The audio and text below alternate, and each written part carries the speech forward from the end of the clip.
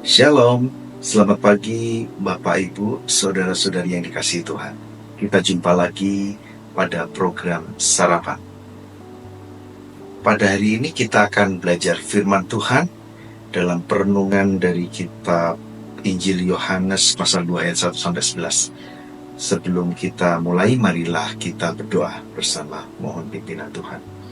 Terima kasih Tuhan Yesus untuk hari baru anugerah Tuhan.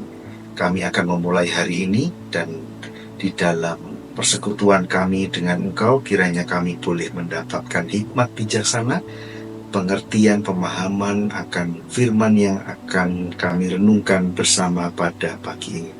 Kiranya sungguh firman ini boleh tertanam di dalam hati kami dengan pengertian dan pemahaman yang benar seturut kehendak Tuhan. Buka hati kami sehingga kami boleh menerima isi hati Tuhan melalui firman yang disampaikan. Di dalam nama Yesus kami bersyukur, amin. Bapak Ibu yang terkasih, tema renungan pada pagi ini adalah dimulai dari keluarga.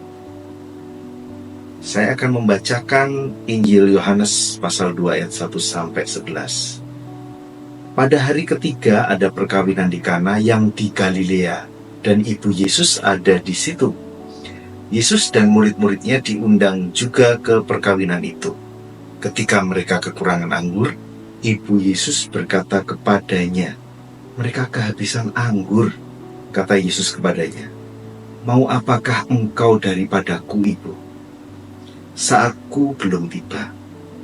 Tetapi ibu Yesus berkata kepada pelayan-pelayan, "Apa yang dikatakan kepadamu, buatlah itu." Di situ ada 6 tempayan yang disediakan untuk pembasuhan menurut adat orang Yahudi. Masing-masing isinya 2-3 buyung.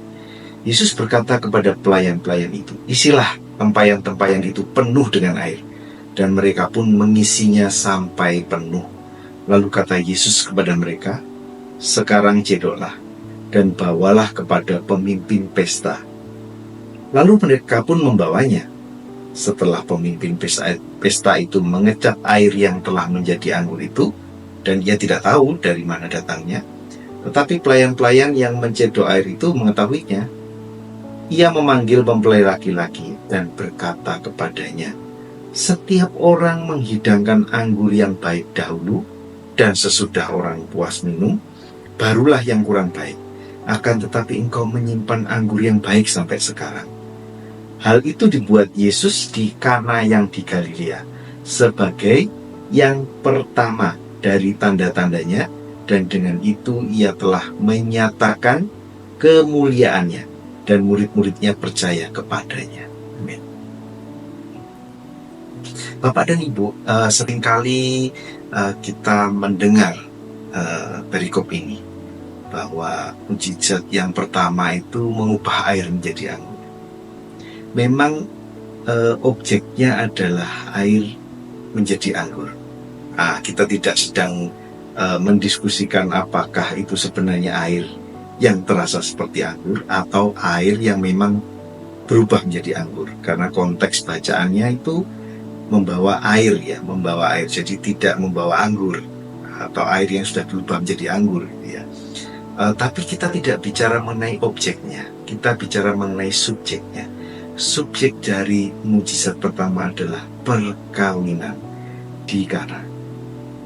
Yesus hadir dalam konteksnya ini, Yesus hadir dalam pesta tersebut karena kedekatan, kekerabatan dengan mempelai tentu saja.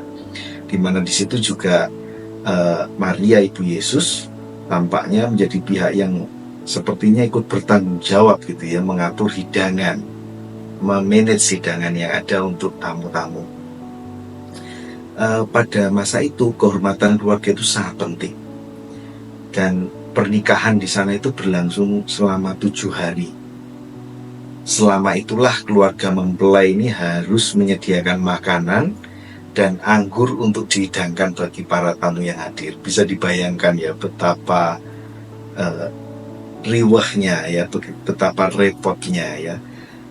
Nah, ketepatan pada saat Yesus dan Maria ini hadir, persediaan anggur di pesta perkawinan kali itu sudah sangat menipis, sementara tamu-tamu mungkin terus berdatangan. Nah, kalau saja para tamu ini nggak kebagian anggur saat itu, bisa jadi nama baik keluarga mempelai lah nanti yang akan tercoreng. Hidangan yang habis dalam suatu pesta merupakan masalah yang memalukan gitu ya.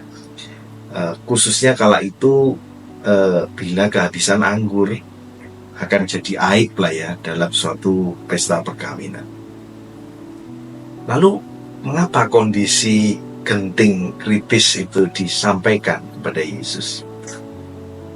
Kondisi kritis yang dapat berdampak pada kehormatan itu Maria sampaikan kepada Yesus, bukan Maria sampaikan kepada pemimpin pestanya atau mempelainya.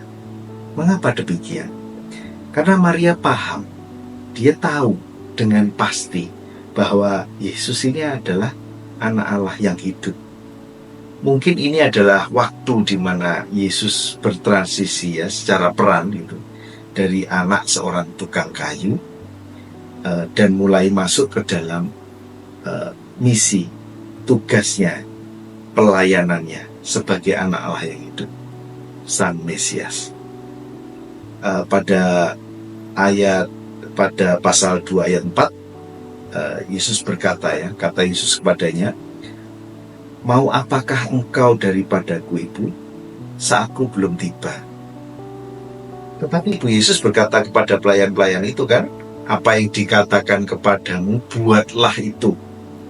Nah, ini menjelaskan pemahaman Maria tentang siapa sebenarnya Yesus. Untuk itulah apa yang dikatakan Yesus, difirmankannya, lakukanlah, just do it, gitu ya. Nah, perenungannya adalah Bapak dan Ibu, pesta perkawinan di Kana itu merupakan perayaan, suatu perayaan yang mewakili bahwa dalam keluarga itu ada kegembiraan, ada sukacita, ada kebahagiaan.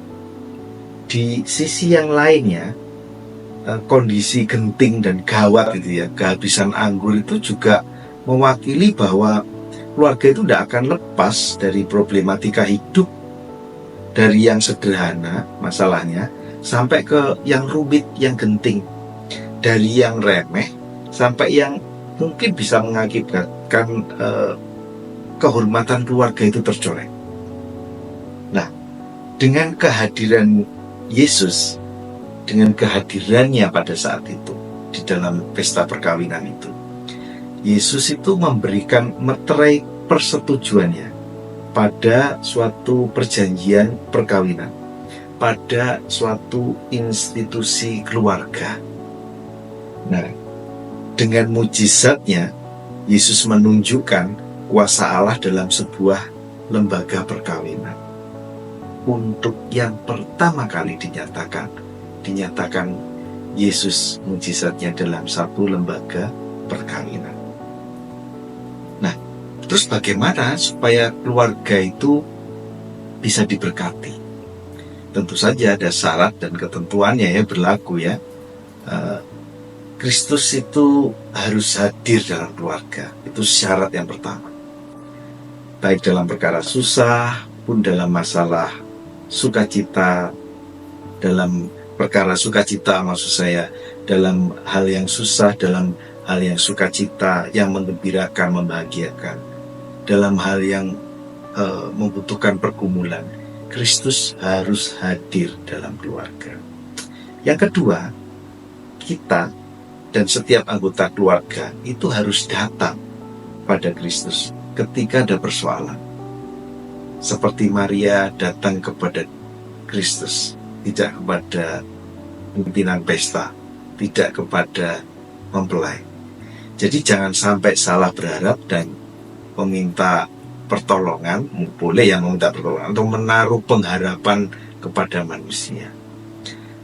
Syarat yang ketiga, kita harus turut taat pada apa yang dikatakannya, yang dikatakan Kristus, yang difirmankan oleh Allah. Jadi setiap anggota keluarga harus paham bahwa iman kepada Kristus itu menuntut ketaatan pada setiap apa yang diajarkannya, setiap apa yang difirmankannya. Ketaatan adalah syarat yang ketiga.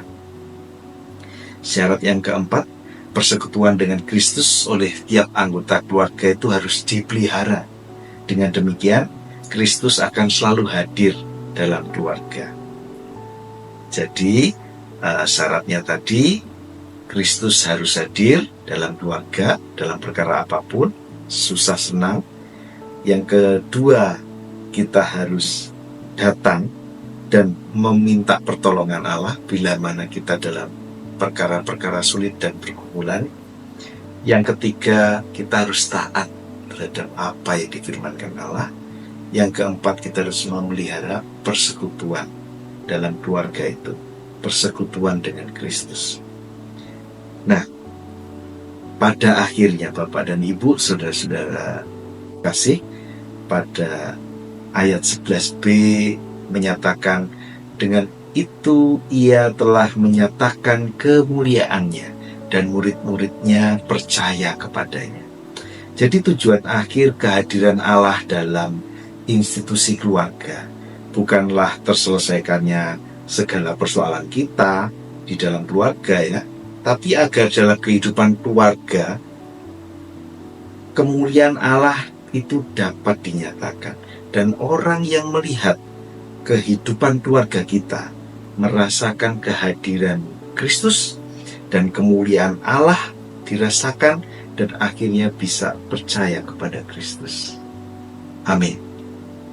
Mari kita berdoa. Terima kasih Tuhan Yesus untuk berkat firman-Mu yang menyegarkan kami, yang membawa pemahaman bagi kami bahwa Kristus Engkau hadir dan memberkati keluarga kami. Tolonglah kami boleh senantiasa berharap berseru kepada Tuhan, selalu menghadirkan Allah di dalam setiap perkara, selalu datang kepada Kristus ketika kami berada dalam persoalan dan tidak berharap pada manusia, dan senantiasa kami menjaga persekutuan kami dengan Kristus bersama anggota keluarga kami. Tuhan Yesus, kami berdoa untuk setiap keluarga yang mungkin sedang dalam pergumulan.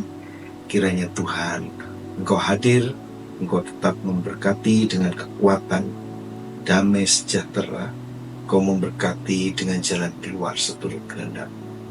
Berkati pendeta kami, Pak Marius, keluarga, hamba-hamba Tuhan yang lainnya yang melayani Engkau, segenap penatua majelis, para hamba-hamba Tuhan yang bekerja dengan giat melayani Tuhan, mereka semua dan keluarganya juga diberkati Allah.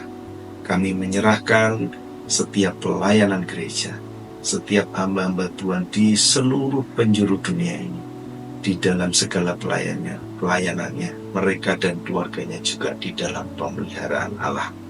Terima kasih Tuhan Yesus, kami akan memulai hari ini, dan kami memohon kekuatan yang daripada Allah untuk kami menghadapi pergumulan-pergumulan hidup kami, dan tolonglah kami senantiasa menjaga persekutuan kami dengan keluarga kami, bersekutu kepada Allah.